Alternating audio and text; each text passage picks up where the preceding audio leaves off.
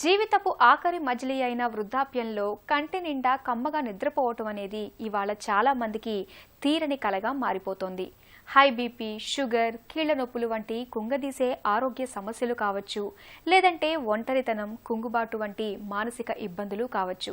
ఇవన్నీ కంటికి కొనుకును దూరం చేస్తున్నాయి. ఫలితంగా వృద్ధాప్యం చాలా మందికి శాపంగా మారుతోంది. వృద్ధాప్యంలో నిత్య జీవితాన్ని దుర్భరంగా మార్చే నిద్రలేమికి హోమియో వైద్యం చెబుతున్న చికిత్సల గురించి ఇప్పుడు తెలుసుకుందాం.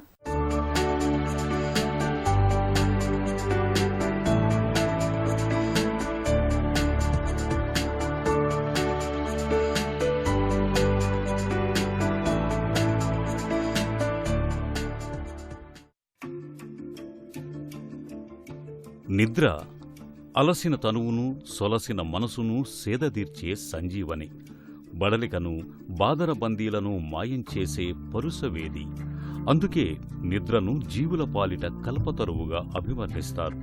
నిజమే, మనిషికి గాలి, నీరు, ఆహారం ఎంత అవసరమో నిద్ర కూడా అంతే అవసరం. పగలంతా పడ్డ శ్రమ తాలూకు ఇబ్బందులన్నీ నిద్రించే సమయంలోనే మటుమాయమై శరీరం, మనసు తిరిగి రీఛార్జ్ అవుతాయి. అందుకే మనిషికి కనీసం 6 గంటల నుంచి 8 గంటల దాకా నిద్ర అవసరం. అయితే వచ్చిన చిక్కేమిటంటే, నేటి మన జీవన శైలిలో చాలా మందికి నిద్ర పట్టకపోవటం అనేది ఒక పెద్ద సమస్యగా మారుతోంది. ముఖ్యంగా వయసు పైబడి జీవితపు ఆఖరి మజిలీలో ఉన్న వాళ్లల్లో చాలా మందికి కంటి నిండా కునుకు కరువు అవుతోందన్నది చేదు నిజం. నిద్రలేమి గురించి ప్రముఖ హోమియో వైద్యులు డాక్టర్ పావులూరి కృష్ణ చౌదరి మాటల్లో ఇప్పుడు విందాం. మనిషికి ప్రధానమైనటువంటి అంశాల్లో ఆహారం, విహారం, నిద్ర, మైథునాలు. మామూలుగా పస్తుండి ఏం ఆహారం తీసుకోకుండా 40-50 రోజులు కూడా బతకడం సహజమే, కానీ 20 రోజులు కూడా బతకలేరు నిద్ర లేకపోతే. నిద్ర ఆహారం కంటే కూడా చాలా ముఖ్యమైనటువంటి విషయం. నిద్ర పట్టకపోయినట్టయితే ప్రత్యేకమైనటువంటి ఔషధాలు హోమియోలో ముఖ్యంగా ముందుగా చెప్పుకోదగింది ఎకనైట్, తర్వాత ఆర్సెనికం, తర్వాత బెరైటెకార్, సల్ఫర్, ఫాస్ఫరస్, ఓపియం. ఈ ఔషధాల గురించి చెప్పుకునేటప్పుడు ఎక్కువగా వృద్ధాప్యంలో నిద్ర కానీ కరువు అయినట్టయితే ఈ ప్రత్యేక ఔషధాలుగా చెప్పుకోవచ్చు. ముఖ్యంగా ముందుగా ఆలోచించదగినటువంటి ఔషధం ఎకనైట్. ఎందుకంటే వృద్ధాప్యంలో సాధారణంగా నిద్ర పట్టకపోవటం, తర్వాత ఆందోళనతో కూడినటువంటి కలలు ఇవన్నీ ఉంటాయి. ఇవన్నీ ఉన్నప్పుడు ముఖ్యంగా ఆలోచించదగినటువంటి ఔషధం ఎకనైట్. వృద్ధాప్యంలో కొంతమందికి ఇన్సెక్యూరిటీ అది ఎక్కువగా బాధ పెడుతుంటుంది. ఇన్సెక్యూరిటీ ఉండి నిద్ర పట్టకపోతే ఆర్సెనికం ఆల్బమ్. తర్వాత వాళ్లకు నిద్ర పట్టింది అనుకోండి, కొద్దిగా పట్టిన వెంటనే ఒక షాక్ లాగా మెలకు వచ్చేస్తుంటుంది. ఉంటుంది. ఈ లక్షణాలు కనిపిస్తున్నప్పుడు ఆర్స్ ఆల్బును ఎంపిక చేసి వాడుకోవాలి. వృద్ధాప్యంలో నిద్ర పట్టకపోవటమే కాకుండా వాళ్ళకి ఒక రకమైనటువంటి మూత్రం మీద కంట్రోల్ ఉండదు, విరోచనం మీద కంట్రోల్ ఉండదు. ఒక రకంగా దాన్ని you can call it old age paralysis.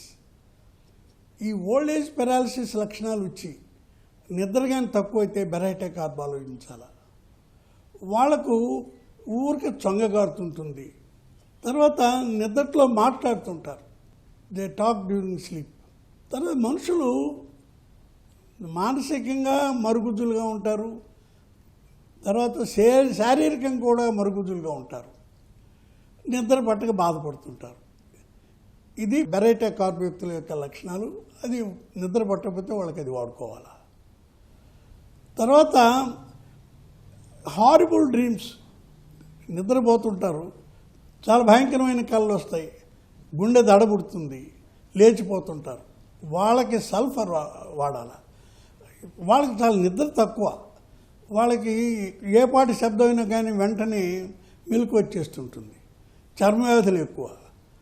వృద్ధాప్యం వచ్చిన వాళ్ళకి సెక్స్ మీద కోరిక తగ్గదు, ఇది గుర్తుపెట్టుకోవాలి. తర్వాత నిద్ర చాలా తక్కువగా ఉంటుంది, చాలా తేలిగ్గా డిస్టర్బ్ అవుతుంటుంది, నిద్ర పట్టదు. వాళ్ళకి అయితే ఏమిటి అంటే పగలు నిద్ర ఎక్కువగా నిద్ర మొత్తుగా ఉంటుంది.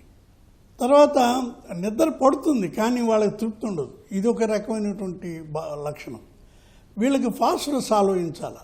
వాళ్ళకి కళల్లో ఏదో జంతువులు వచ్చినట్టు కరిచినట్టు ఇట్లాంటి కళలు వస్తూ ఉంటాయి. మంటలు, తర్వాత ఏదో నెత్తురు, ఇట్లాంటి భయంకరమైన కళలు వస్తుంటాయి. నిద్ర పట్టినట్టే ఉంటుంది, నిద్ర పట్టదు.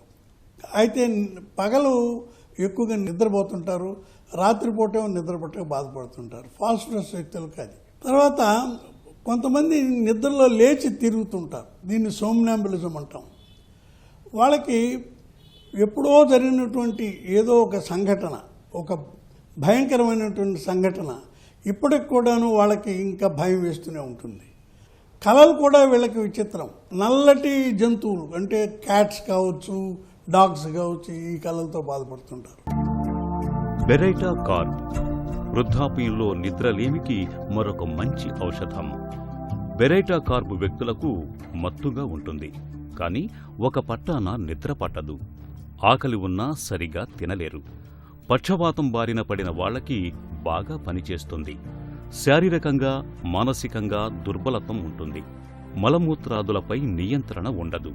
నోటి నుంచి సొంగ కారుతూ ఉంటుంది. నోటితో గాలి పీల్చుకుంటూ ఉంటారు. ఇలాంటప్పుడు బెరైటా కార్బ్ వాడుకుంటే మంచి ఫలితం ఉంటుంది.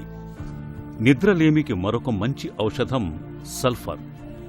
సల్ఫర్ వ్యక్తులది కోడి నిద్ర. చిన్న శబ్దానికి సైతం ఇట్టే లేచి కూర్చుంటారు. పగలంతా కునుకుపాట్లు పడుతూ ఉంటారు. నిద్రలో ప్రమాదానికి గురవుతున్నట్లుగా కలలు కంటూ ఉంటారు. చర్మ వ్యాధులతో బాధపడుతూ ఉంటారు. దుడుకుదనం పాళ్లు ఎక్కువ. ఈ లక్షణాలకు సల్ఫర్ మంచి ఔషధం. నిద్ర పట్టినా సుఖంగా అనిపించని వాళ్లకి ఫాస్ఫరస్ మంచి ఔషధం. జంతువులు కరిచినట్లు, కాటేసినట్లుగా మంటలు, రక్తంతో కూడిన పీడకలలు వెన్నాడుతుంటాయి. నిద్ర పట్టకపోవడంతో బాధలు ఉద్రేకిస్తుంటాయి. నిద్రలో లేచి తిరుగుతూ ఉంటారు, మాట్లాడుతూ ఉంటారు. కుడివైపు తిరిగి పడుకుంటే గాని వీరికి నిద్ర పట్టదు. ఈ రకమైన బాధలకు ఫాస్ఫరస్ బాగా పనిచేస్తుంది.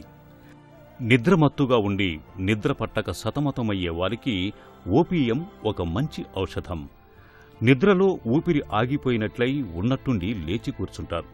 మాట ముద్దగా వస్తుంటుంది. నిద్రలో విపరీతంగా గురక పెడుతుంటారు. ఈ బాధలకు ఓపీఎం బాగా పనిచేస్తుంది.